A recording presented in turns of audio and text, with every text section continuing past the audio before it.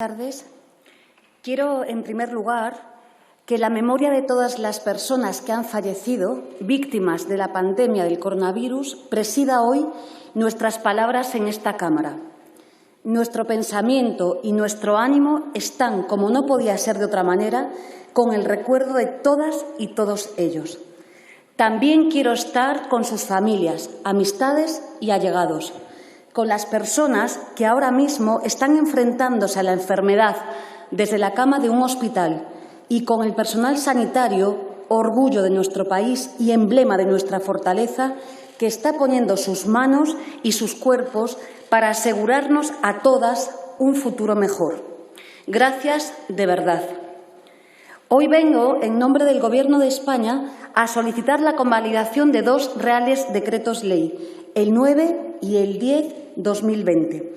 Son, el primero de ellos, un decreto que adopta medidas complementarias en el ámbito laboral para paliar los efectos derivados de la COVID-19 y el segundo de ellos, como conocen ustedes, regula un permiso retribuido recuperable para las personas trabajadoras por cuenta ajena que no presten servicios esenciales con el fin de reducir la movilidad de la población, como he dicho ya, en el contexto de lucha contra la COVID-19. Como ha dicho la presidenta de esta Cámara, ambos se van a debatir de forma acumulada y, si me permiten, completan dos medidas ya convalidadas por este Congreso. En particular, el Real Decreto del Estado de Alarma y el Real Decreto Ley 8/2020 de 17 de marzo, de medidas urgentes extraordinarias frente al impacto económico y social de la COVID-19. Este debate tiene lugar hoy en una situación inédita para nuestro país y para el resto del mundo. La dureza de este trance convive inevitablemente con las cifras y los balances que todos los días, puntualmente, divulgan las autoridades sanitarias de nuestro país. Hemos tomado medidas muy restrictivas y difíciles, y esas medidas están ya, si me permiten, teniendo resultados. Estamos doblegando la curva de transmisión. Perdemos menos vidas, aunque cada una de ellas duela y nos interpele de igual manera. Y lo hemos logrado con medidas de confinamiento difíciles, restrictivas, adaptadas a la gravedad de la situación que atravesamos. Salvar vidas, proteger a las personas, situarlas en el centro mismo de nuestras preocupaciones como Gobierno, es el fin de los decretos que hoy traemos a debate. Las consecuencias en la salud, pero también las consecuencias económicas y sociales de la pandemia. Conseguir que nadie se quede atrás y que cuando salgamos de este trance, con el concurso de la ciencia, el empleo, la vitalidad económica y laboral de la que hemos dado sobrada muestra, sean un reflejo de la buena salud de nuestro cuerpo social. Sabemos cada vez más cosas sobre este virus, sus formas de contagio, su permanencia, sus formas de viralidad. Y sabemos también cómo evitar de forma más efectiva su transmisión. Por ejemplo, en los centros de trabajo, es nuestra responsabilidad evitar las transmisiones en los entornos laborales. Literalmente, nos va la vida en ello. Y sin caer en falsas dicotomías, quiero decirlo así, nadie nos puede obligar a escoger entre salud y economía, porque ambas conforman nuestra existencia y se retroalimentan, la salud y el sustento, nuestros cuerpos y nuestro bienestar. Nunca ese equilibrio fue tan necesario como ahora. La mejor estrategia frente a la crisis económica y social es detener cuanto antes el coronavirus. Actuar de forma contundente contra la pandemia para que la crisis sanitaria sea un breve paréntesis y la recuperación económica pueda llegar antes y en mejores condiciones. Pero además, permítanme decirles, hay otro falso dilema. No es salud frente a economía, que nadie se engañe. Hace una semana, la directora gerente del Fondo Monetario Internacional, Kristalina Georgieva, así como el director de la OMS, lo han dicho con una única voz. Y voy a decir literalmente lo que señalaban. Salvar vidas o empleos es un falso dilema. Necesitamos ambas cosas. Y continuaban diciendo, Urge dar prioridad a los gastos en salud y debe ir junto con el apoyo a las necesidades económicas, reducir el desempleo, evitar las bancarrotas y avanzar hacia la recuperación económica. No son, por tanto, las empresas frente a los trabajadores. Mantener el empleo es mantener las empresas y las condiciones de vida de las personas trabajadoras. El objetivo es que no cierre ninguna empresa y que no se pierda ningún empleo. Ya se han perdido muchos, lo sabemos, pero nos vamos a dejar la piel en recuperarlos. Si algo hemos aprendido de anteriores crisis es que defender el trabajo es una garantía para las personas que mantienen su empleo, pero también la mejor forma, junto al ingreso mínimo vital, de reactivación económica. La economía son personas. Un parado que pierde su empleo o una autónoma que cierra su actividad no son simples cifras para nosotras. Es un problema económico, es un problema social, es un problema de nuestro país. Porque cuando algunos hablan de economía, parecen reducirlo a los negocios de unos pocos. Las medidas de este Gobierno no están pensadas para los beneficios de unos cuantos accionistas, es cierto. Están destinadas a reactivar la actividad económica y, sobre todo, el trabajo. Queremos, por ello, que la vitalidad que venía demostrando la economía española y el buen comportamiento del empleo no sean un retrato lejano del pasado inmediato. Hoy permanecemos en nuestras casas sin poder salir a la calle, pero no nos resignamos a recuperar nuestra forma de vivir. Tampoco renunciamos a reactivar nuestra economía, a la creación de empleo. No son estampas del pasado, porque están demasiado vivas aún en nuestra experiencia. Muchas de sus señorías conocen mi actividad previa como diputada.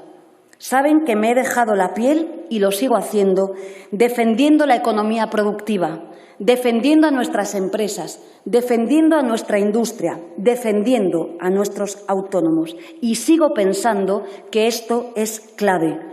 Nuestro objetivo y los ingentes recursos públicos están destinados a apoyar a las empresas para que mantengan su actividad y mantengan el empleo y contribuyan al crecimiento del país. Apoyar a las empresas para generar trabajo y crear riqueza. Apoyar el empleo para crear riqueza, activar a las empresas e ingresos para vivir dignamente de su trabajo.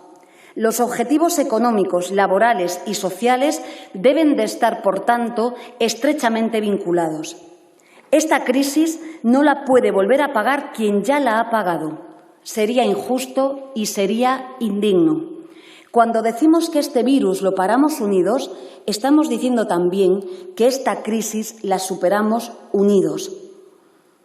Si me permiten, paso a dar cuenta de los reales decretos ley de los que solicitamos e instamos su convalidación. Como he dicho, el primero de ellos es el 9/2020 de 27 de marzo, por el que se adoptan medidas complementarias en el ámbito laboral para paliar los efectos derivados de la COVID-19. Como su propio nombre indica, se trata de una norma complementaria, o lo que es lo mismo, tributaria del muy importante Real Decreto Ley 8/2020 que sus señorías tuvieron la oportunidad de convalidar el pasado 25 de marzo de este año y que constituye la clave de bóveda de la respuesta laboral a la crisis de la COVID-19. En este Real Decreto Ley, en el 8/20, se daba luz verde al conjunto de dispositivos de mantenimiento del empleo más ambicioso de nuestra historia. La idea es sencilla y precisa. Mientras combatimos esta crisis sanitaria, empresas y trabajadores tienen a su disposición fórmulas para poner entre paréntesis su actividad, hacer un alto en el camino, que permita, una vez superados los efectos más perniciosos, retomar la actividad, volver a la normalidad. Y mientras este paréntesis dure, el poder público, lejos de ponerse de perfil, asume una decisiva función protectora a las trabajadoras y trabajadores, garantizándoles el desempleo, tengan o no periodo de carencia, y poniendo, cuando todo esto pase, lo que hemos denominado el contador a cero, es decir, reponiendo las prestaciones públicas de desempleo. Para las empresas se ha articulado una exención de sus cotizaciones muy ambiciosa que les permita aguantar, casi hibernar, para volver a la escena sin mermas, sin pesos que arrastrar. Se trata, como conocen, de los expedientes de regulación temporal de empleo, un instrumento de gestión puesto ya en marcha por el presidente Zapatero en el pasado año 2010, con fuerte raigambre europea y que nosotras hemos adaptado para hacer frente a una pandemia, transformando una medida ordinaria en un escudo protector al servicio de la salud y el mantenimiento del empleo. Del éxito de esta medida da cuenta el siguiente dato. A día de ayer, el 8 de abril, teníamos comunicadas por las comunidades autónomas, por sus autoridades laborales, un total de 450.000 ERTEs. Evidencia el número por sí mismo el éxito de la medida. Conviene además recordar en esta Cámara que las personas afectadas por un ERTE son personas ocupadas. Tanto Eurostat como todas las encuestas de fuerza laboral, incluida nuestra EPA, lo recogen así. Durante un plazo de 3 meses es directamente así, pero es que es más. Eurostat las sigue considerando ocupadas una vez pasados los 3 meses si el ERTE continúa y reciben una remuneración superior al 50% de su salario, como es el caso que ocupa en la prestación que hemos configurado. En definitiva, señorías, las personas afectadas por un ERTE no son desempleadas, tienen un empleo y cotizan por él. Deberíamos utilizar los datos con rigor, como lo hacen en los países de nuestro entorno. Ya tenemos, me parece, demasiadas personas paradas. Evitemos confundir a la ciudadanía. Un trabajador o una trabajadora afectada por un ERTE no es una persona parada. Aquí y en todo el mundo, el objetivo de los ERTEs es justamente evitar el paro. Y déjenme que les sea franca. Creo que hemos taponado con cierto éxito por esta vía lo que podría haber supuesto una destrucción de empleo inimaginable. Piensen que no hubiésemos arbitrado esta medida. Y afirmo contundentemente que esto no es un triunfo de este Gobierno, es un triunfo de este país, es un triunfo de los agentes sociales que han conveniado con este Gobierno la puesta en marcha de esta medida. Y es cierto que muchas relaciones de carácter temporal no hemos logrado incorporarlas al mecanismo suspensivo de los ERTEs. Nos hemos vuelto a dar de bruces con la sobrereacción de un mercado de trabajo golpeado por la precariedad y que, una vez más, lanza a la calle a miles de temporales ante el primer problema. Esta es otra enseñanza para cuando esto acabe. No podemos seguir manteniendo este nivel de precariedad que asola a todos los sectores, incluso aquellos que heroicamente se juegan la vida en la primera línea de los hospitales. No se puede consentir que un enfermero o que una médica enlacen contratos de semanas sin tener una seguridad y estabilidad que les permita realizar bien su trabajo. Todo ello determina nuestra incapacidad para contener la hemorragia de la destrucción de empleo en las crisis, a diferencia de lo que sucede en otros países de nuestro entorno, no tan expuestos a la lacra de la precariedad. Mantener una bolsa de temporalidad de las dimensiones de la española, que no encuentra parangón en Europa, significa que carecemos de instrumentos eficaces para contener una parte de la destrucción de empleo cuando se producen turbulencias. El triste destino de los trabajadores temporales de nuestro país, la mayoría de ellos, por cierto, vinculados a contratos que no respetan la ley, es estar en la vanguardia del desempleo que provocan las crisis. Recojamos, por tanto, esta experiencia que lamentablemente se ha repetido tantas y tantas veces en nuestro país y que explica nuestra debilidad para enfrentar los problemas económicos y su repercusión en el mercado de trabajo. En esta, como en todas las demás crisis, lo viejo se resiste a desaparecer y lo nuevo acaba de nacer. Cambiemos esta dinámica, demos un paso a lo nuevo, salgamos de aquí, no solo conteniendo la destrucción de empleo, no se trata de esto, sino salgamos de aquí garantizando la estabilidad en el empleo, dando a nuestros trabajadores y trabajadoras y a nuestras empresas seguridad, vínculos duraderos y confiables que no permitan que centenares de miles de personas de vidas precarias abandonen el trabajo a las primeras de cambio y se queden fuera de los dispositivos de ayuda ordinarios. Saben que hemos sido sensibles a esta situación hasta el punto, como se ha dicho en esta Cámara, de diseñar un subsidio por desempleo específico para trabajadores y trabajadoras temporales y también para las personas trabajadoras del hogar. Pero lo que queremos es no tener que seguir actuando de forma excepcional. Llegamos al Ministerio, como saben, a veces muy cuestionados, enarbolando la bandera de la estabilidad y tras esta experiencia de la crisis de la COVID-19, permítanme decirles que la ondeamos todavía más, si cabe, con mayor fuerza.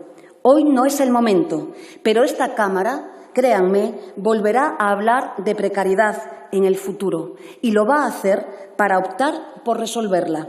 Este es el compromiso del Ministerio de Trabajo, de Economía Social, este es el compromiso del Gobierno de España. Estamos ciertamente en un esfuerzo colectivo que tiene una misión bien definida: poner fin a la crisis sanitaria y hacerlo sin perjudicar el empleo. Y para afianzar este objetivo, en el que no dudo que todos los diputados y diputadas de la Cámara coincidirán, las medidas complementarias del Real Decreto 9/2020 que ahora defiendo están guiadas por el sentido común. Son, si me permiten, medidas casi obligadas, deducciones lógicas, me atrevería a afirmar. Se las paso a enumerar y les ofreceré una breve justificación de cada una de ellas. La primera de ellas, fíjense, me detengo aquí, hoy mismo el Gobierno canario, la Autoridad Laboral Canaria, ha frenado un ERTE de la patronal más importante de la sanidad privada.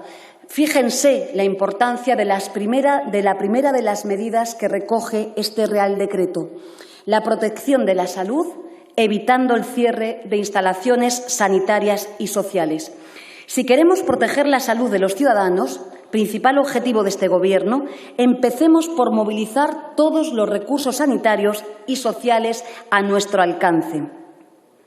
No es posible, por eso, que el sistema de los ERTE, como la Autoridad Laboral Canaria ha hecho hoy, se use para detraer recursos al sistema en un momento en el que la salud de nuestros compatriotas requiere todo el esfuerzo del que seamos capaces, sin importar si ese esfuerzo es público o es privado.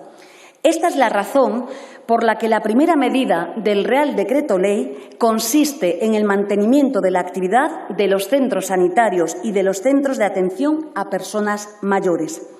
Como he dicho hace un momento, desgraciadamente, algunos de estos centros habían ya expresado su intención de sustraerse a sus responsabilidades, lo que justificó la respuesta rápida e inmediata del Real Decreto 9, cuya convalidación hoy les pido.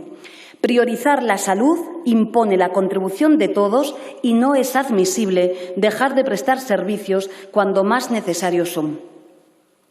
La segunda de las medidas trata de impedir que la fuerza mayor y el resto de las causas, permítanme, económicas, técnicas, organizativas y de producción que dan lugar a los ERTE, puedan justificar el despido.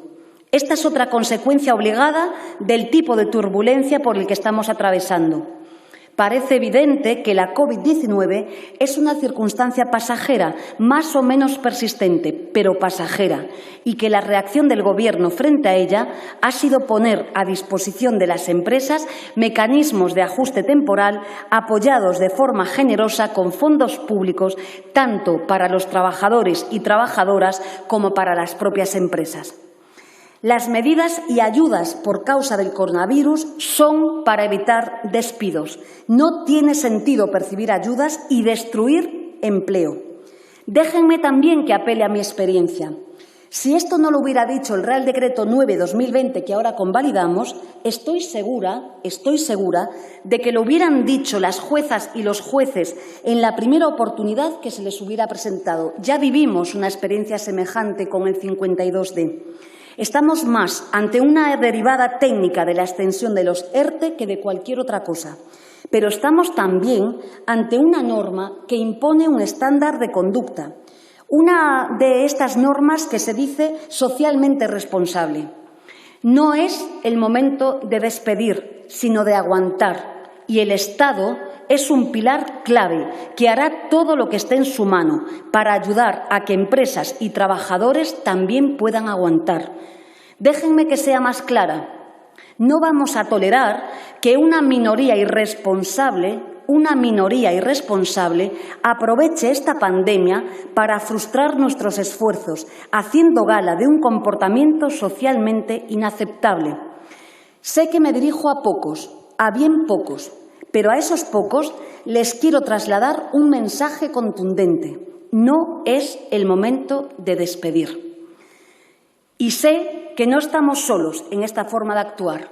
Nuestros países de Europa, nuestros vecinos, singularmente Italia, un país, por cierto, con una enorme tradición jurídico-laboral que ha constituido para nosotros una fuente constante de inspiración, ha seguido este mismo camino.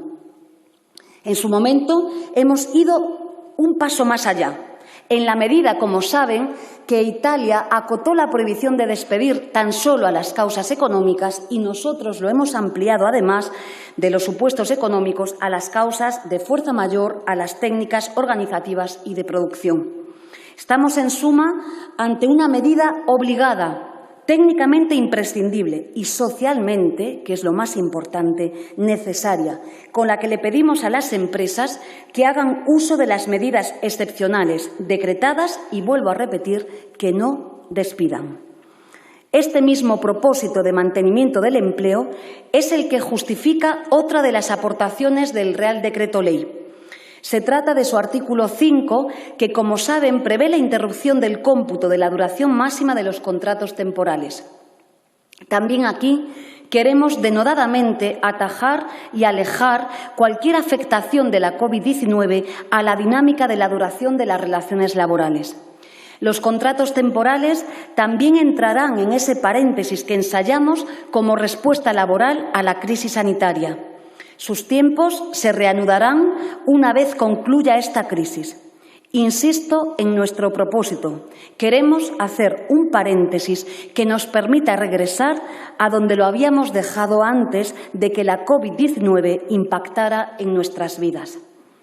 Hasta aquí diríamos que las medidas de fondo del Real Decreto 9/2020, cuya convalidación pretendemos, pero en la norma hay también importantísimas aportaciones adicionales.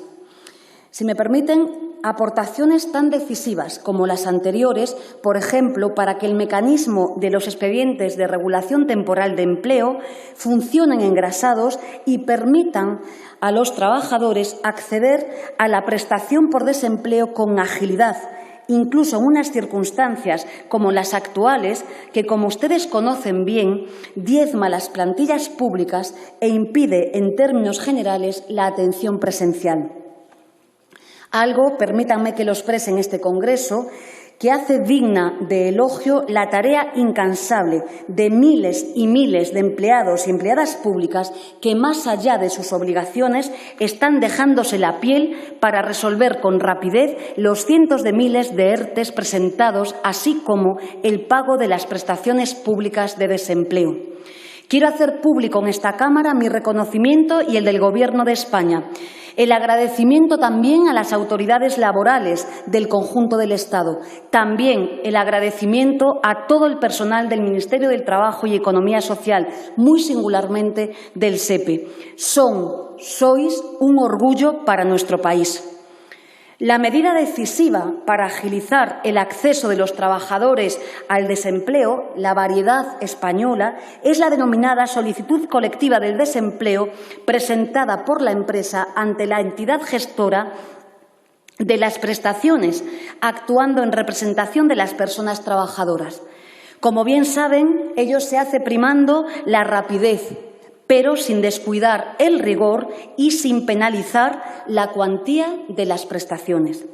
También quiero poner en valor el acuerdo alcanzado con las entidades financieras para que éstas anticipen el pago del desempleo, aliviando así las cargas financieras de los trabajadores sin necesidad de esperar al pago regular de la nómina por parte del SEPE, que, como todos ustedes conocen, siempre se produce el día 10 de cada mes. A su vez, hemos ofrecido agilidad al mundo de la economía social para que puedan acogerse a los ERTE, aunque carezcan de los medios adecuados para llevar a cabo reuniones virtuales de sus asambleas generales, depositando en estos casos la decisión en su Consejo Rector. Una vez más, proteger la salud y ofrecer soluciones a las empresas, también las que adoptan la forma de cooperativas, tan decisivas para este país y que tanto tendrán que aportar en la recuperación. El impacto de todos estos mecanismos de flexibilización ha sido extraordinario en la gestión desarrollada por el SEPE. Naturalmente, un despliegue tan considerable de fórmulas que prioricen el pago del desempleo para que nadie lo pase mal durante esta crisis exige, si me permiten, medidas de control. Así lo dispone el Real Decreto 9/2020 y así las contempla como corresponde a una gestión responsable de los recursos públicos. El encargo a la Inspección de Trabajo y Seguridad Social para que, en colaboración con otras administraciones, persiga el fraude en las solicitudes colectivas de desempleo, actúa a forma de cierre del sistema e impide los comportamientos antisociales que tengan la tentación de aprovechar la crisis para obtener ventajas que serían inadmisibles. En resumen, un ambicioso sistema de ERTE que son pieza clave de nuestra respuesta laboral a la COVID-19. Una respuesta, como he dicho, de clara raigambre europea, en línea con la prioridad de la flexibilidad interna negociada y con el respaldo de los agentes sociales. En cuanto al Real Decreto 10/2020, es una norma que configura un nuevo nivel, quizás más intenso, en el estado de alarma. En la última semana de marzo, todas las recomendaciones científicas hacían patente la necesidad de intensificar el confinamiento, limitar al mínimo imprescindible la circulación de personas durante la semana, convertir todos los días de la semana en domingo. Ahora empezamos a ver la eficacia de estas medidas. Este nuevo nivel de restricción de la movilidad, que limitaba la actividad a los servicios esenciales, requería una figura más adecuada y efectiva para el periodo festivo de las vacaciones de Pascua. La figura del permiso retribuido recuperable permite de forma adecuada dar cobertura al momento más intenso de restricción de la movilidad, exceptuando de esta restricción a los servicios esenciales. En el Real Decreto 10/20 se establece una detallada identificación de las actividades excluidas del permiso retribuido recuperable.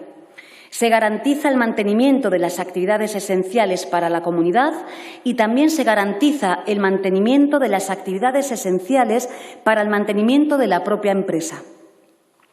La fórmula del permiso retribuido recuperable es sencilla, pero es muy efectiva.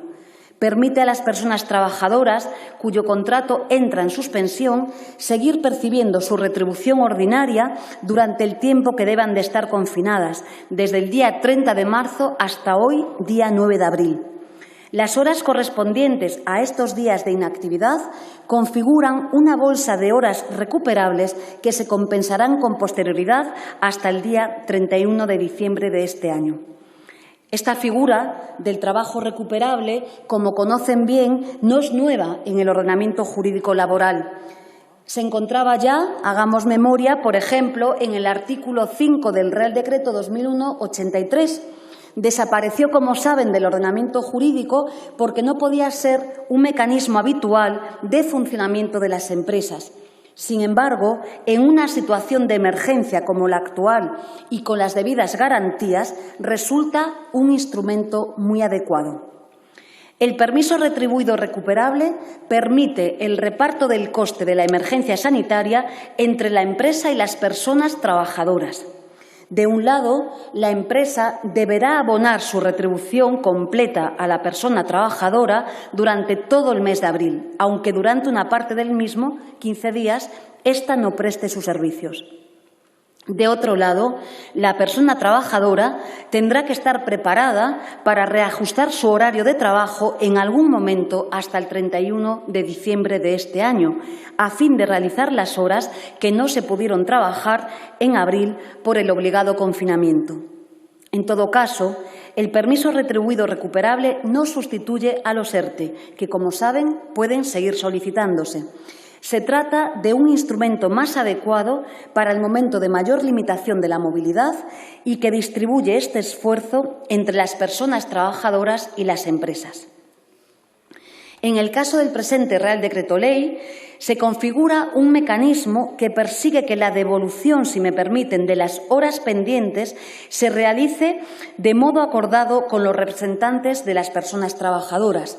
Y también se garantiza que la compensación deberá realizarse con pleno respeto al artículo 34, el descanso diario, el descanso semanal y, por supuesto, el respeto a los derechos de conciliación de los trabajadores. En lo referido a la extraordinaria y urgente necesidad, son sobradamente conocidas las circunstancias excepcionales en las que surgen los reales decretos que ahora el Gobierno somete a la consideración del Congreso para su convalidación. El cuerpo normativo que se está generando en estos días vía reales decretos es una normativa de emergencia que se sustenta en un ordenamiento ordinario pensado para una situación de normalidad. Y ello, como conocen, ha requerido cambios intensos. Todas las medidas de este momento excepcional están destinadas a desaparecer para que al final nuestro ordenamiento normativo vuelva a ser ordinario. Pero el hecho de que sean medidas muy breves en el tiempo no resta un ápice de rigor. Cada medida tomada, cada ajuste de nuestro ordenamiento a la situación de emergencia sanitaria ha sido adoptada de manera rápida pero gradual, atendiendo a la evolución de la pandemia y a las instrucciones que se han ido dando desde las autoridades sanitarias. Cualquier otra actuación hubiera sido realmente irresponsable. Los Reales Decreto 9 y 10-20 surgen en un momento de evolución negativa de la pandemia. Son, pues, reales decretos de emergencia que podríamos llamar, si me permiten, de segundo nivel, inmediatamente anteriores a la segunda quincena de confinamiento, aquella en la que el cierre se ha generalizado a todas las actividades que no fueran esenciales. El Real Decreto 10-20 configura las reglas del confinamiento intenso del segundo nivel. Establece la necesidad de que no se presten servicios en las actividades no esenciales y, para ello, crea la figura del permiso retribuido recuperable. Así pues, con diferentes estrategias, ambos reales decretos garantizan la efectividad del confinamiento y para que también la economía y el empleo se recuperen cuanto antes después de esta crisis sanitaria. Quiero ir, señora presidenta, concluyendo. Lo señalaba ayer la oficina de la OIT en España. Desde la Segunda Guerra Mundial no se conocía un panorama como el que vamos a ver cuando acabe esta crisis sanitaria. Las cifras que vamos conociendo en el contexto internacional lo atestiguan, incluso en países que no han adoptado medidas de confinamiento social tan restrictivas como las de España. Las cifras de paro se han multiplicado por 2 o por 3 en varios países europeos y el propio Fondo Monetario Internacional ha recordado que nunca se ha presenciado un estancamiento mundial de este calibre, ni en pasados contextos de crisis financiera global. Estas perspectivas no deben inmovilizarnos, muy al contrario. Solo hacernos muy conscientes de la magnitud desconocida de un fenómeno para el que no hay recetas prefabricadas ni soluciones mágicas. Nadie tiene el patrimonio de las buenas ideas, vengan de donde vengan. Y en este momento necesitamos, más que nunca, ese caudal colectivo. Tenemos, por supuesto, experiencias anteriores y de ellas tenemos que sacar conclusiones. No aprender de lo ya vivido sería la mejor forma de equivocarnos. Y respuestas que ya en el pasado no funcionaron tampoco van a funcionar en este nuevo escenario. Por ejemplo, la bajada indiscriminada de impuestos fue entonces un dardo en el corazón de nuestro bien más preciado, lo público. ¿Qué nos trajeron las políticas fiscales regresivas? El desmantelamiento de la sanidad pública, el abandono de la ciencia y un sistema de protección exiguo y debilitado, justo cuando más falta nos hacía. La austeridad tampoco nos sirve. Es la peor respuesta posible, de hecho, porque esos recortes que ya conocemos destrozan el solar sobre el que debemos construir, queman la tierra, esquilman la posibilidad de crecer y de superar las dificultades. Este Gobierno ha acompasado sus medidas al contexto internacional en el que opera esta pandemia global y lo ha hecho con un gran esfuerzo inversor, sustentando en nuestra defensa de lo público. Hemos incorporado el criterio de expertas y expertos, hemos incorporado las recomendaciones de los organismos internacionales, las buenas prácticas desarrolladas en nuestro entorno, la voz de los interlocutores sociales y las propuestas de otros partidos políticos. Aquí, permítanme, no sobra nadie en esta suma de fuerzas. Somos muy conscientes. Y eso es lo que ha propiciado que España esté en línea con las respuestas más efectivas de otros países de nuestro entorno. El mecanismo de los expedientes de regulación de empleo temporal, el mantenimiento del empleo y la protección de las personas trabajadoras y sus familias ha sido señalado como muy positivo por parte de la Unión. Esa red de seguridad de la que España ha sido copromotora opera ya en otros países. Países, permítanme también señalarlo, con presidentes y presidentas que comparten grupo parlamentario europeo con la mayoría de los partidos políticos representados en esta Cámara. Los reales decretos ley que hemos ido aprobando tras la declaración del estado de alarma y los que hoy traemos a esta Cámara son un índice claro de esta voluntad que aquí expreso. Voluntad y determinación sustentada en el diálogo. La pandemia, la necesidad de dar respuestas urgentes a problemas muy complejos ha supuesto que este diálogo no haya sido en ocasiones todo lo exhaustivo que hubiéramos querido. Recuerden que las mesas semanales de diálogo social que teníamos nos hemos visto abocadas a levantarlas, aunque esta semana ya se han recuperado con normalidad. Ya lo he dicho anteriormente, pero no olvidamos ni por un momento que las respuestas están en las ideas y las aportaciones de esta sociedad en su conjunto. Una sociedad, la española, aquí representada, que ha dado en estos días aciagos la más grande de las lecciones, por su cohesión, su solidaridad y su valentía a la hora de afrontar una situación tan difícil como inédita para todas y para todos.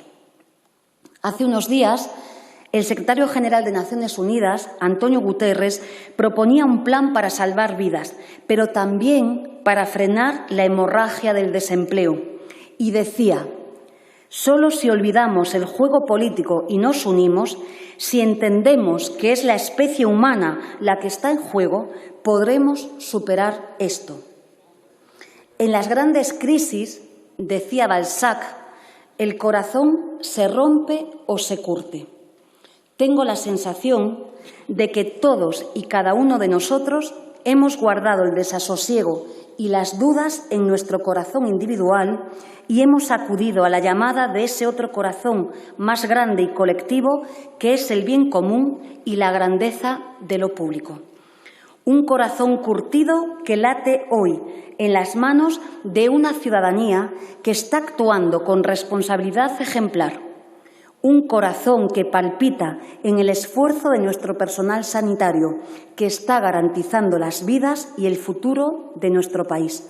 Un corazón al que este Gobierno va a infundir con todo el esfuerzo y determinación posibles lo necesario para que mantenga su ritmo y su vitalidad. Estoy convencida de ello. Somos fuertes porque nos apoyamos las unas en las otras. Y ese es nuestro motor, nuestro impulso. Hagamos que el Estado actúe con la misma altura de miras que nuestra sociedad y hagámoslo juntos y juntas, porque solo unidas pararemos esta pandemia. Solo colectivamente, desde lo público, pensando en la gente de este país, superaremos las dificultades. Muchas gracias. Muchas gracias, ministra.